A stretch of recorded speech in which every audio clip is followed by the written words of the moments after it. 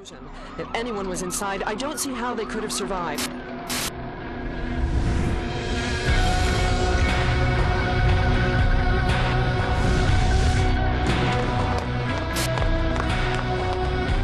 TimeShift is what happens when you combine Half-Life 2, Fear, Singularity, and Crisis into one game. Developed by Saber Interactive, it's a first-person shooter with a time-traveling theme set in a dystopic alternate timeline where you're in control of a guy in a futuristic suit that can stop, rewind, or slow down time. After suffering from a somewhat troubled development period, it was released in 2007 for the Xbox 360, PlayStation 3, and Microsoft Windows. There is a half-decent story on offer here. The general gist is that you're a scientist wearing a time-traveling suit and heading back into the past to stop an asshole named Dr. Crone, who has also stolen a suit and altered history to suit his own asshole agenda. You then work alongside the rebellion dedicated to stopping Crone and fight back against the totalitarian forces that make up his army. Now, this is where I saw the influence Half-Life 2 had on the campaign, where you're in the role of this protagonist who shows up and sorta leads this charge against the insurmountable enemy forces. Anyway, the campaign doesn't go on for too long before you're introduced to your suit's powers in the form of time stop, time slow, and time reverse. Now, despite having 3 different time warping abilities, the only one you're ever really going to be using is time slow, which is in essence just another way of including a bullet time mechanic. With time slow, you can move around a little bit faster but dodge enemies and projectiles a lot easier, giving you a much needed edge during combat. That's not to say that time stop and time reverse are useless, but they drain your suit's power much quicker, probably about twice as quickly as time slow. And they're only really necessary for solving puzzles and stealing a weapon out of an enemy's hands. Now, stealing someone's weapon is pretty cool initially, but there's no real point to it after the novelty has worn off, as it's easier just to shoot them in the head and get it all over with. In regards to the time stop puzzles, it's often the same kind of puzzle over and over, where you have to move through fire or a pool of water that's live with an electrical current. Lastly, time reverse is mostly used for just winding back time to get rubble or something similar out of your way. I gotta say, I did find myself taking a little bit longer than I'd like coming to grips with the controls. Time slow is mapped to V by default, but using the other time abilities requires pressing shift and the corresponding key, which can be kinda tricky under pressure. Thankfully though, the game allows you to simply press F as well, which will automatically use whatever power is needed during a certain puzzle, but it can be a bit confusing and clunky for the first couple of hours. I think what else doesn't help is how you're sort of thrown right into the action without much time to come to grips with your abilities. I mean, from the second you get a gun in your hand, you're up against a bunch of bad guys at once. And their tactics and behaviour is the same from the first mission right up until the end of the game, and as a result the first few areas have a pretty steep learning curve. I would even go so far as to say I hated this game for the first hour or so until everything started to click. Yes, I hated it. During the smaller interior areas, the combat really shines, but during the opened up areas, it's a lot more frustrating, so it's this constant tug of war between the good and the bad. One thing you're also likely to notice is the game's visuals, which hold up surprisingly well. The lighting and some of the texture work looks pretty decent, and the rain-soaked streets of the starting areas look really cool as well, especially in slow motion where you can see each individual raindrop. I can't speak for the console versions, but on the PC the frame rate is rock steady, and I had no issues getting the game working in Windows 7 either.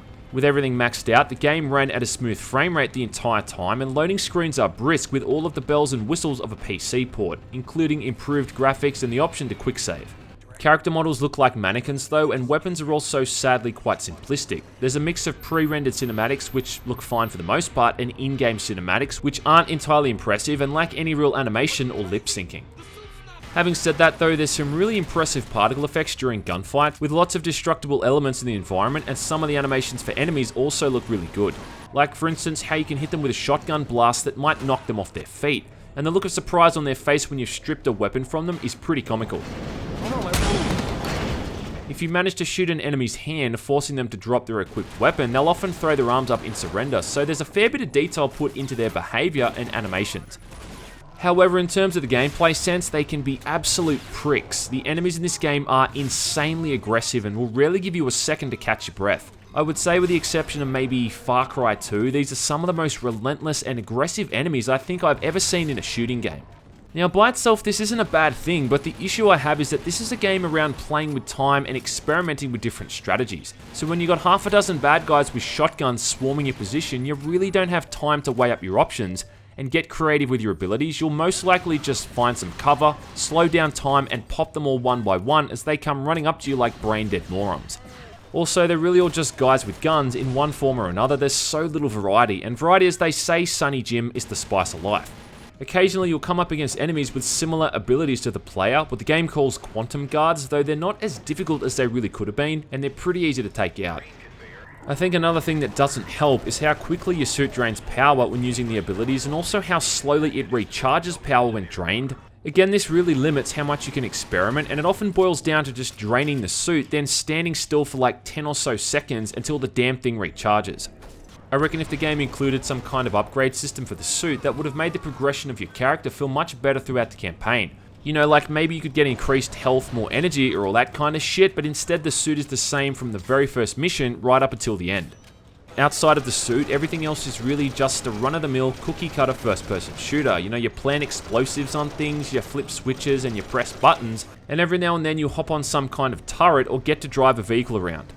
Thankfully though, the weapons are pretty damn fun to use, even if you're only able to hold 3 at one time, which is some goddamn bullshit. The shotgun is by far the standout, sounding really meaty and effective and just wrecking enemies with a couple of shots. I also enjoyed using the Hellfire, which is a machine gun with incendiary rounds, and the EMF cannon, which pretty much disintegrates enemies. The combat is often loud, explosive, and fantastically violent.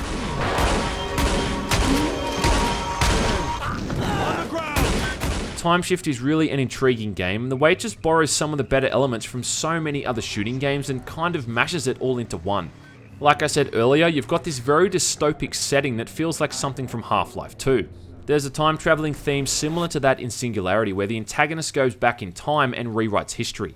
The idea of a super suit increasing someone's physical attributes and granting them superpowers is reminiscent of the nanosuit from Crysis, and the whole slowing down time thing feels very familiar to the bullet time in the Max Payne and Fear series.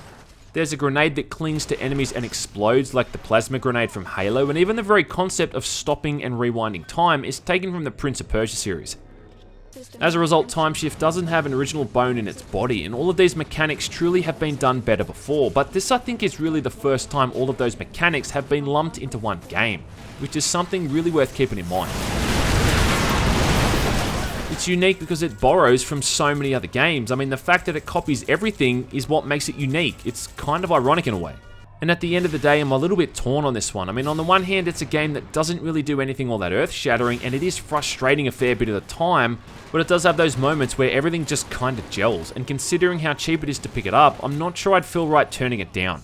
I wouldn't call this game a hidden gem, but it's definitely the type of game that will click with certain gamers, and it might be worth checking out on the off chance that you're one of those people.